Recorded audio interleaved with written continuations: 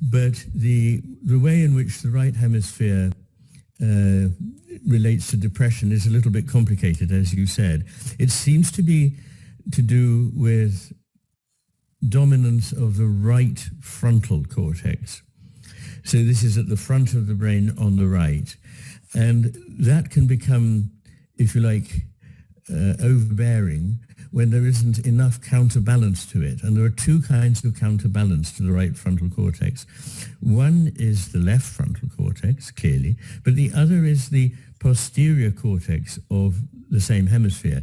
For example, the point of the right frontal cortex and the left frontal cortex is to have a balancing relationship with the posterior cortex of the same hemisphere. So that means that the right frontal cortex can become over-dominant if there is something that is suppressing the left frontal cortex or something that is suppressing the right posterior cortex. That could be, for example, a left frontal or a right posterior stroke. I mean, that could be. That's one of the possibilities for the sake of demonstrating what we're talking about here. But you're quite right. I don't want to give the impression that absolutely everything is due to right hemisphere dysfunction. But virtually all these syndromes that we've talked about are so clearly due to right hemisphere failure. And that's not surprising. It might seem surprising to somebody meeting this area for the first time, but it's not actually surprising, because if it's true that the right hemisphere is the one that is engaged in reality testing, the one that is actually giving us the information about the truth of the world we're in, relatively more than the left hemisphere, which is playing with these ideas, mapping them and representing them, then this is what would naturally follow. Just to give you another example of two important quote-unquote myths that I would like you to help clarify. The first one is the lateralization between male and female. So whether there are differences or not, to what extent it is politically correct to talk about them, well, we'll talk about them anyways, because I'm asking about what the science suggests. And also whether this myth may not be just totally, let's say, torn apart, but maybe qualified, because I think what you explain is that it's counterintuitive, actually, when one finds out if there are differences between, like the idea, basically the common idea would be that males are more left brain and females are more right brain. And I think you suggest that's not the case, but not only that, it's actually the opposite, which is a surprising thing to read. Yes, it's a difficult subject to talk about these days, as you acknowledge. All I can do is follow the science and report what the science shows. It doesn't show that women are more likely to use the right hemisphere than men are. In fact, as you say, like it or not, quite what the science means, I don't know, but just at the simplest level, it's testosterone that causes the right hemisphere to expand in utero in males, for a start.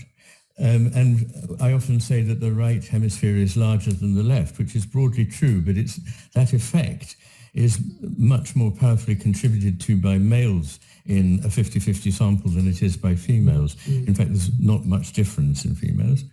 So there's that. And then there are cases in which the sexes differ in which one is more active, which hemisphere is more active in carrying out a task.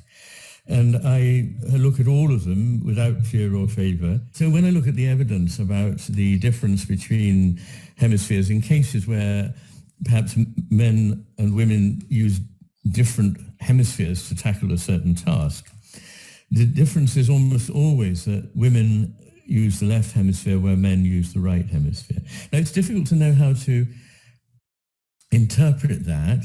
It's far too complex a subject just to say, well, men are more right-brained. But it's certainly not easy to create a story that they're less right hemisphere dependent. Okay. It may well be that, this is just a speculation, but it may well be that, and I think there is evidence that this is the case, that male brains are more specialized. So the differences between the right hemisphere and the left are bigger in males than they are in females. There is more overlap in the female brain, more redundancy, if you like. But what this means is it makes the brain more resistant to any kind of insult. So if, for example, you're highly specialized, then there'll be more overall deficits that can't be compensated for in such a brain. Whereas if there is a more balanced distribution of functions, then obviously it's easier to take some kind of a deficit. And this probably explains why neurodevelopmental disorders are generally much more common in men than they are in women, in boys than they are in girls. This has something to do with the structure of the corpus callosum, which is also different in females. And it's neither good nor bad that there seems to be more connection between the right and left, if you like, more overlap between the right and the left in women. This probably results in more deficits and more extreme talents in males, because this separation means that you can have high specialization in either the right hemisphere or the left hemisphere in males, which produces the archetypal nerd in the case where the left hemisphere is more dominant. But there are also many cases, of course, in which male brains can be seen to exercise extreme right hemisphere functioning, such as in great mathematicians. I mean, there are, of course, great female mathematicians, but preponderantly there are more males. And mathematics, surprisingly, is very much a right hemisphere dominant procedure. The things you're taught in school, how to carry out certain rules, how to know your times tables, all that is absolutely left hemisphere stuff. But the ability to see how to resolve a problem or to come up with some new finding in mathematics is very dependent on the right hemisphere, as is poetry. Well, thanks. Yes, indeed. Perhaps I should just mention before going into that area that it seems to me that biology takes fewer risks with the female brain because women's role in the propagation of the species is more critical than that of the male. The male is less important. Mm-hmm. So it's okay for nature to experiment with males because they are dispensable, whereas the mother is not dispensable. The future of the species depends on her. So the female brain is more robust in that way. But you're absolutely right that emotion and reason are related to one another. In fact, the French 18th century philosopher Vauvenargues says that it is emotion that has taught us to reason. And reasoning and emotion are very much dependent on things in each hemisphere. So each hemisphere has a capacity for emotion. Each hemisphere has a capacity for reason. What is perhaps a bit surprising is that the right hemisphere plays a crucial role in deduction. The left hemisphere plays a more crucial role in induction, though it also plays a role in deduction. For those who are not familiar with the terms, induction means seeing that something is more likely to happen because it has happened before. The sun has risen every day of my life in the morning, so I reason that tomorrow it will. That is induction. But deduction is being able to see what follows from some premises. So, you can understand that when you see certain evidence, it suggests something quite separate, that it's likely that something is the case.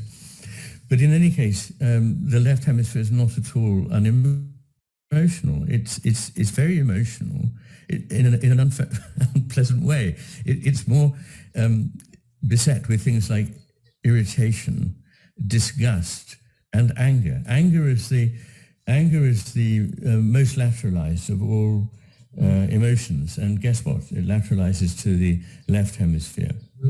So we need to refine our ideas.